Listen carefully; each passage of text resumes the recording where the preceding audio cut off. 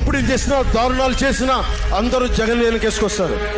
నేను నా డబ్బులు తిన్నానా, వేలాది కోట్లు సంపాదించానా, పదవులు అనుభవించానా, ఏమనిపించాను? నేను 10 సంవత్సరాల నుంచి అవమానాలు, తిట్లు తప్ప ఏం తిన్నాను? నేను ఏం సంపాదించుకున్నాను? కష్టపడి డబ్బులు సంపాదించుకొని పార్టీలకే కదా పెట్టింది నేను.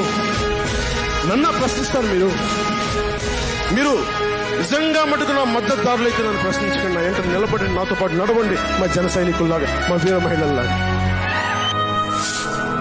ఇక మొదలెడదామా? వామన అవతారాన్ని చూపిస్తుంది జనసేన. జగన్ కొడక్క గుర్తుపెట్టుకో, అర్థాత్మానికి తొక్కకపోతే నా పేరు పవన్ కళ్యాణే కాదు, మా పార్టీ జనసేనే కాదు. మర్చిపోకో. ఒక సీటు గెలిస్తేనే రాత్రికి రాత్రి ఓట్లేసావు. జనసేన 24 సీట్లతో ఏం చేయగలరో మీరు ఊహించుకోగలరా? చెప్పు, భరించమని చెప్పండి.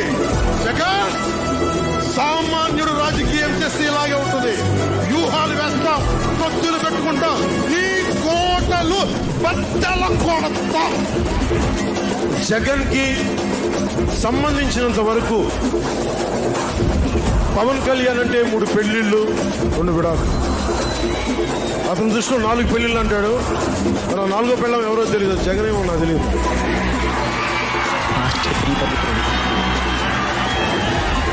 ఇదే విసుకొస్తుంది జగన్. లేని 4వ పెళ్ళం అంటే నువ్వేరా.